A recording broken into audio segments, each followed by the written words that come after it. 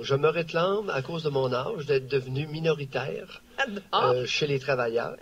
Un. Oui. Deuxièmement, en tant qu'unijambiste, écoute, Cogeco est obligé d'avoir son quota d'infirmes, d'handicapés, dont je suis. Allez-vous faire tous les quartiers, Doc Mayou? Pardon? Est-ce que vous allez faire tous les quartiers à l'amphithéâtre cet été? Et bonne.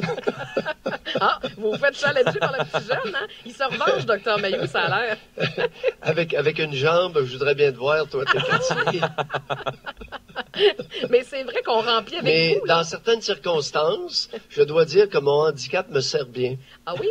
OK. Oui. Dans le bain, entre autres, une jambe en moins, c'est très utile. Et dans le lit, une jambe en moins, on ne se plaint pas de mon handicap. Ah non? La jante féminine est sympathisante avec les personnes unijambistes, à ce qu'on m'a dit. Bon, ça y est, on est parti un matin. Raphaël, t'as le pif. Oui, il commence à vous connaître. C'est fascinant. Mais, Dr Mayou, en effet, Cogeco remplit, vous répondez à tous les critères. Alors, on a un barbu unijambiste et vieux. Alors, c'est formidable. C'est extraordinaire. Alors, parfait, on vous souhaite une bonne journée. On se retrouve là. Non, je vous agace ce matin. On peut badiner un petit peu. Dr Mayou, je veux qu'on revienne sur le dossier de Cédrica Provencher. Hier, les recherches, on en a fait une émission. On posait la question suivante à nos auditeurs. Est-ce que, si c'était votre enfant qui était responsable de ce meurtre-là, qui se confiait à vous, est-ce que vous dénonceriez votre propre enfant?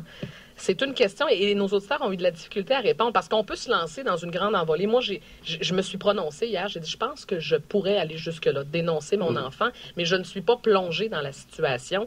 C'est pas facile de répondre à ça, Dr Mayou, n'est-ce pas? Non, c'est pas évident.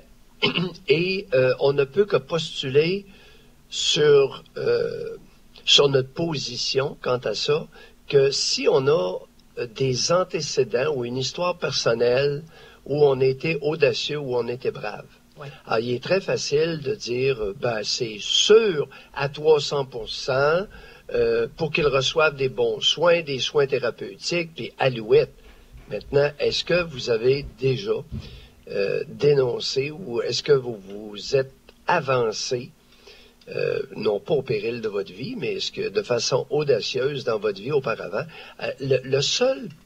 le seul élément valable de prédire quelle pourrait être ma conduite dans l'avenir, c'est ma conduite dans le passé. Okay. Exemple, tu te souviens de cet appel de cette dame elle avait pensé, imagine-toi donc, prendre un poignard, tuer son ex-conjoint puis lui couper le pénis. Oui. Tu te souviens de cet appel-là? Oui. Mais la pauvre, le plus qu'elle a fait pendant toute sa vie, elle a 70 ans, elle a tué 2 souris. Puis avec un Kleenex, elle s'est poignée par la queue. Oui. C'est assez difficile de l'imaginer avec un poignard. Oui, mais... Tu comprends? Oui, oui. Alors, la connaissance de soi, si on veut, et j'en ai profité pour essayer de sensibiliser l'auditoire à ne pas dire n'importe quoi. Si vous avez jamais été capable d'être agressif, même enragé, là, vous allez peut-être donner une tapette ou un soufflet. Tu sais, vous allez faire comme Guy Turcotte quand il est rentré. Puis on nous avait rapporté au procès, il y avait Martin qui était assis là avec Isabelle, et il est passé au côté, puis il lui a donné un soufflet. C'est une grosse marque de rage, là. Oui, oui. Il était vraiment enragé. Oui, mais sauf que là, par contre, le dossier est différent. Oui, on parle de la rage, on parle des comportements dans le passé, c'est une chose. Mais là, on parle de dénonciation. Oui, dénoncer exactement. son propre enfant, c'est à un autre niveau, là. Il y a pas grand monde. Honnêtement, là, je peux t'assurer que, d'abord, il y a... Comme mère, est-ce que... Il y a quelques mères... Quel est le pourcentage de mères qui seraient capables de le faire? 2-3%, 8%? Moi, je pensais pour dire 5%. Les pères, c'est un peu différent, par exemple. On pourrait avoir une grosse différence, là. Ah oui? Mais les mères... ça pourrait monter à combien chez les pères, selon vous? Je le sais pas. C'est embêtant. Je peux dire n'importe quoi ce matin. Raphaël, as-tu une idée? Oui, bien, en fait, je veux que Raphaël commente parce que tout à l'heure, tu m'as raconté quelque chose. Raconte-le en ondes. Tu as parlé avec ton père de ce dossier. Oui, c'est ça. Mais, hier, on s'en est parlé sur l'heure du dîner. Puis, vous voyez, mon père, lui, ce qu'il disait, c'est que, là, peut-être qu'une fois que le geste serait arrivé, peut-être qu'il aurait changé d'idée. Mais lui, il disait, tu as commis un meurtre, donc tu dois payer pour ce que tu as fait.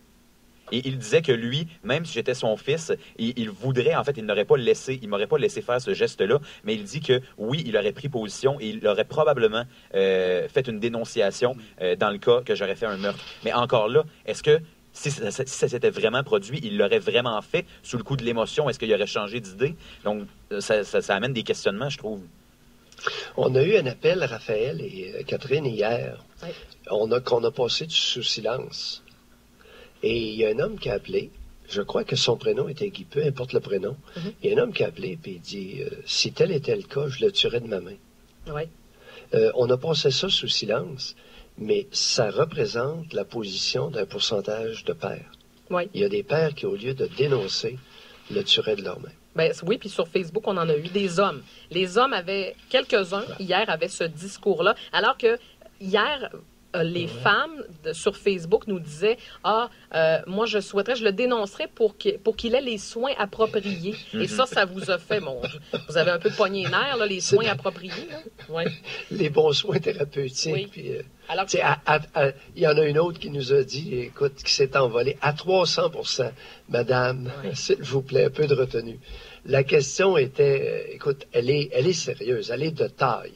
Elle est pour adultes avertis. Oui. Ben pour adultes, c'est pas évident. On le sait pas. Alors, dans certaines circonstances, mieux vaut avoir un petit doute, Raphaël, et douter de soi un peu. Quelle serait ma réponse? Je le sais pas trop. Si ça arrivait, écoute, c'est pas coutumier. Non. C'est une situation exceptionnelle. Quelle serait notre réaction? Le seul élément que je pourrais avoir pour répondre pour moi, c'est mon passé. C'est le seul élément prédicteur de l'avenir, c'est notre passé. Le reste, là, c'est... Mais est-ce que les femmes agiraient moins violemment parce que la progéniture vient de elles directement? Elles ont un lien dès la naissance? Est-ce que Raphaël, ça serait pour ça? Les deux. Définitivement. Le lien et la nature féminine. Okay. Que ça nous plaise ou pas, Raphaël, on ne pourra pas interchanger les sexes. Nous ne sommes pas identiques. Nous ne sommes pas faits sur le même modèle intrasexe, intersexe. Oui. Mais puis ça revient à ma question. On va faire plus court ce matin, Dr Mailloux, parce que Maître Bellemare est déjà en ligne. Et je vous ai posé la question. C'est ça. Vous avez des invités plus importants. On danse Mailloux. C'est pas.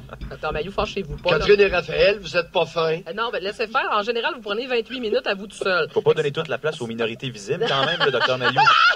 Exactement. Mais moi, Dr Mailloux, la question que je vous pose en terminant, et je vous l'ai posée hier, est-ce que pour un parent, et si on le ramène à Cédrica Provencher, est-ce que c'est plus lourd pour un proche de porter le secret que son enfant a commis ce meurtre-là ou de le dénoncer? Qu'est-ce qui est le plus lourd entre les deux? Oh, ça varie très variable. Je ne peux pas répondre à cette question-là parce que c'est là. Ce matin, là, par le genre de questionnement, vous nous confrontez à notre diversité. Oui. Mais il faut se questionner là-dessus. Et c'est ça. Oui. C'est ça que je déplore. C'est qu'au lieu de nous reconnaître divers et pluriels, on essaie tout le temps de nous faire croire qu'on est tous pareils, on est interchangeables, etc. Non. Ce discours-là est éculé. Ça n'a pas de bon sens. Alors, c'est clair. Docteur Mailloux, on se retrouve ce midi, de midi à 14h. C'est drôle comme le fait de se questionner peut être confrontant sur ce que nous sommes. Ça, c'est clair. Docteur Mailloux, je ne sais pas ce qui se passe en arrière de vous. Êtes-vous en train de faire une brassée, mais allez vous occuper de votre lavage. On se retrouve à midi. Ah non, vous entendez ça? Oh, bon, on entend ça, oui.